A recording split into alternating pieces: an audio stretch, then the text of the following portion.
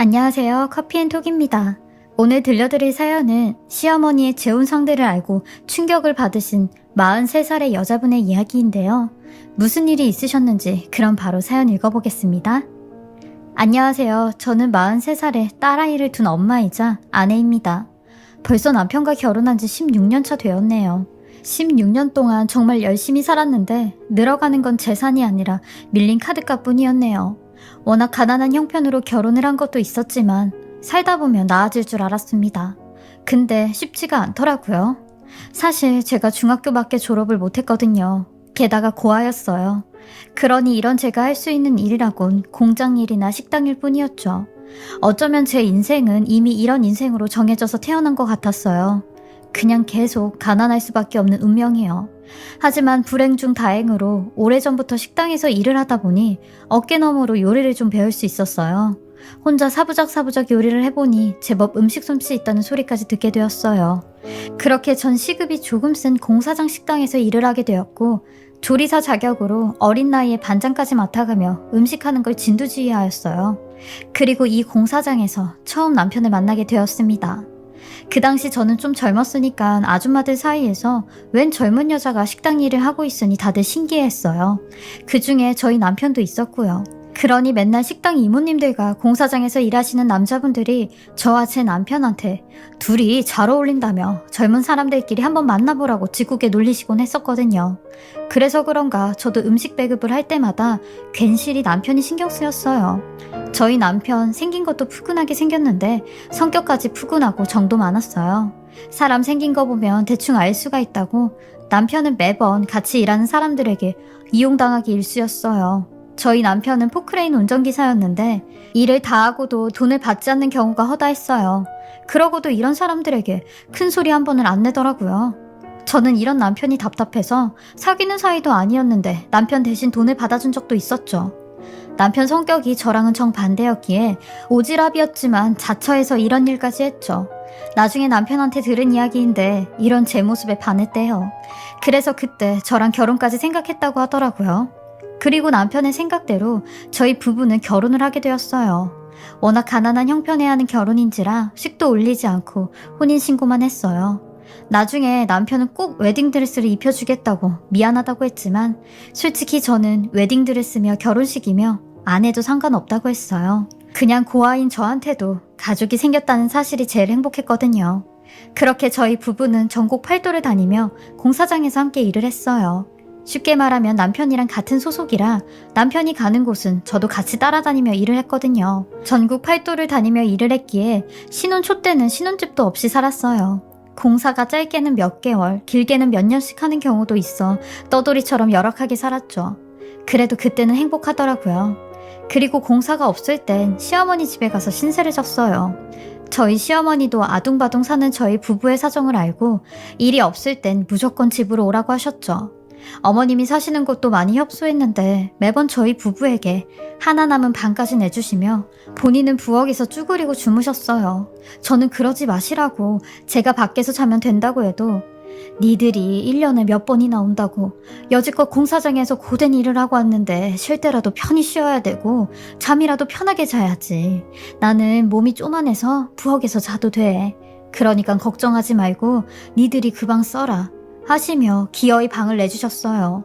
그리고 갈 때마다 저희한테 뭐 하나라도 더 주시려고 하셨죠. 한 번은 제가 일을 하다가 크게 다친 적이 있었어요. 어떤 여사님의 실수로 들통에서 팔팔 끓고 있는 국이 제 머리와 얼굴로 쏟아졌거든요.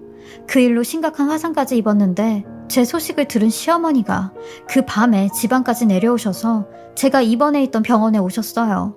그리곤 저를 붙잡고 한참 동안 하염없이 우시는데 시어머니의 그런 모습을 보고 다짐했죠. 이제부터 시어머니는 남이 아니라 내 엄마다 라고요. 이런 시어머니의 사랑에 그나마 보답을 할 수 있는 방법이 매달 용돈을 드리는 일이었어요. 시어머님은 용돈 안 챙겨줘도 된다고 니들이 힘들게 번 돈을 내가 어찌 쓰냐며 주지 말라고 하셨지만 저는 제가 쓰고 싶은 거 안 쓰고 먹고 싶은 거 안 먹으며 아껴서 시어머님 용돈은 꼬박꼬박 챙겨드렸습니다. 그리고 저희가 아이까지 생기면서 시어머님께 더 신세를 지게 되었죠. 시어머니께 아이를 맡길 수밖에 없는 상황이었는데 저희 시어머님은 두 팔 걷고 저희 딸을 돌봐주셨어요. 제게 절대 미안해 생각하지 말고 열심히 살라고 하셨죠. 이런 시어머니의 도움으로 저희 부부는 딱 10년 만에 보금자리를 하나 마련할 수 있었어요. 비록 단독주택 반지하 월세집이었지만 돌아갈 수 있는 집이 있다는 게 얼마나 든든한지 몰랐어요. 그리고 저는 딸 때문에 공사장 식당에서 일하는 건 그만두어야 했어요.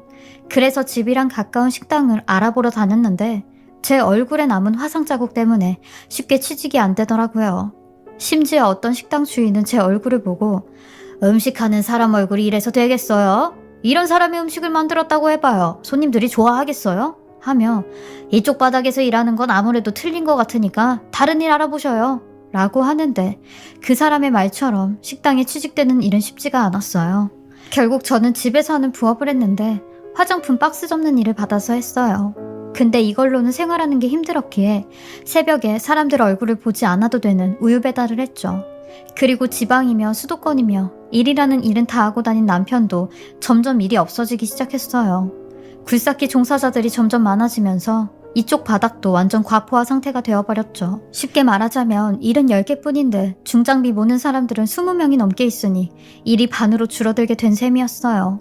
공급 자체가 너무 많아 일을 해도 1년이 지나야 돈을 받을 수 있는 게 허다했고 그렇지 않으면 돈을 아예 받지 못하는 경우도 있었죠. 1년 중 어떤 달은 5일도 일을 못하고 집에서만 있었어요. 그리고 그때 할부로 새 포크레인까지 구입을 했기에 정말 힘들었어요.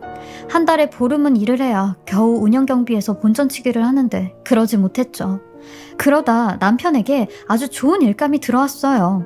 직경 20cm에서 60cm 정도 되는 소나무 육송을 분을 떠서 다른 곳에 옮겨 심는 작업이 들어왔죠. 그 일을 의뢰한 사장도 아주 부자인데 이것저것 사업을 하면서 농원까지 운영을 한다고 했어요. 남편은 오랜만에 아주 큰 일감이 들어왔다며 신이 나 있었고 들떠 있었죠. 아마 그 일을 하고 나면 돈 1,000만 원 정도는 들어올 거라고 했어요. 저도 덩달아 기운이 다 나더라고요. 근데 저희 가족은 생각지도 못한 일을 겪게 되었어요.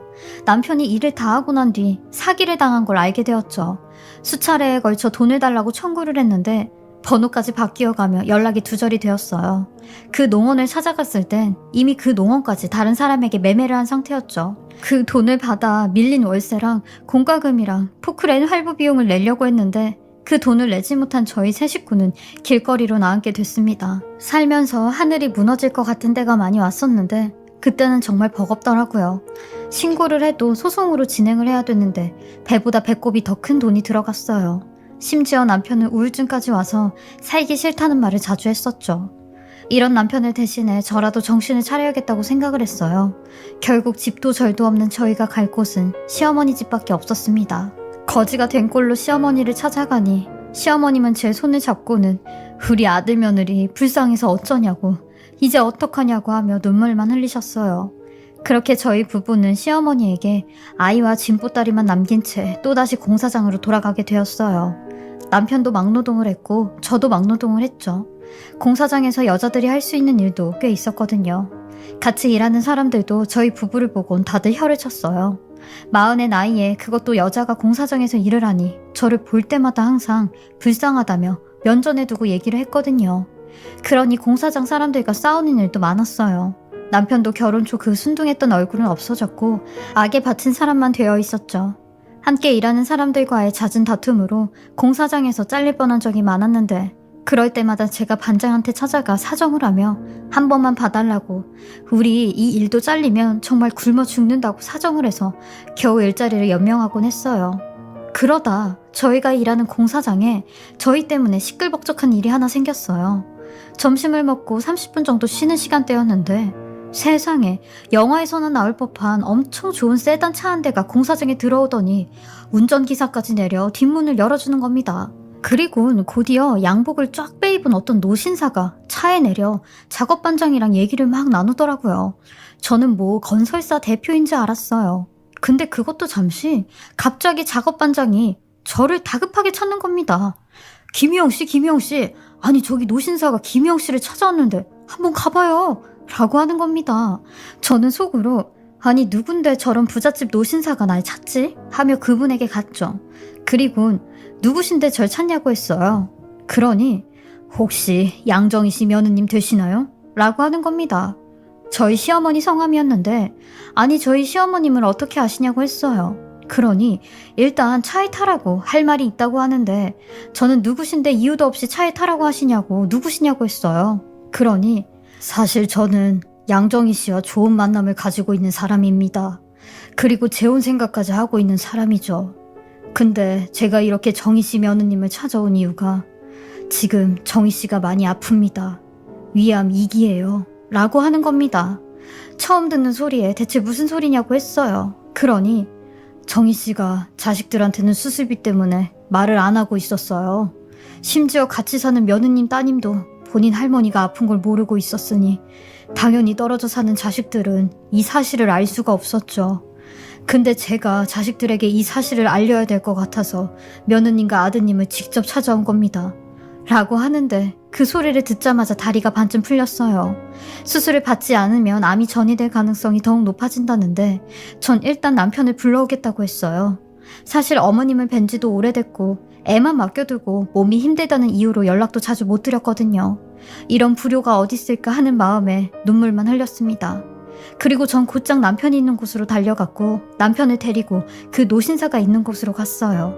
근데 남편이 갑자기 걸음을 멈추더니 사색이 된 얼굴로 그 노신사에게 막 뛰어가기 시작하는 겁니다. 그러더니 그 노신사의 멱살을 잡고 야, 이 사기꾼아. 이 사기꾼은 여기서 다 만나네. 호랑이 굴에 제 발로 들어왔겠다. 내가 오늘 당신 가만 안 둘 거야. 하며 소리를 지르는데 그 노신사도 초점을 잃은 듯한 눈빛으로 남편에게 멱살만 잡히고 있는 겁니다. 저는 대체 이게 무슨 일인가 싶었고 공사장이 그야말로 아수라장이 되었어요. 저는 남편을 말리고 같이 일하시는 분들은 노신사를 떼어냈어요. 저는 남편에게 아니 도대체 왜 이러냐고 그랬어요. 그러니 세상에 저 노신사가 바로 남편한테 사기를 치고 잠수를 탄 그 사기꾼이라는 겁니다. 그러니 그 노신사도 기가 막힐 따름이었겠죠. 지가 사기를 친 남자의 엄마와 만남을 갖고 있었으니까요. 이 무슨 운명의 장난이냐고요. 저도 그 말을 듣고 그 노신사에게 소리를 지르며 우리 돈 내놓으라고 소리를 질렀어요. 그러니 그 노신사는 일단 지금 이럴 때가 아니라고 엄마부터 살려야 되지 않겠냐고 하는데 저희는 그 노신사의 차를 타고 시어머니가 계신다는 병원에 가게 되었습니다. 그리고 차에서 들은 이야기는 더욱더 충격과 경악 그 자체였네요. 저희 시어머니가 그 노신사의 첫사랑이었다는 겁니다. 병원에서 우연히 만나 서로 이런저런 얘기를 하다가 저희 시어머니가 위암이라는 이야기를 듣게 되었대요. 그리고 어려운 형편에 수술을 받지 못한다는 사실도 알게 되었다는 겁니다. 그래서 본인이 수술비를 내줄 테니 치료를 하라고 했다는데 수술을 받으려면 보호자의 동의가 필요해. 이 노신사가 급하게 저희를 찾아온 거죠. 근데 이 사람이 저희 남편에게 사기를 친 사기꾼이었다니 어이가 없었죠. 저희는 시어머니가 계시는 병원에 도착을 했고 시어머니도 이 사실을 듣고는 충격을 금치 못하셨어요.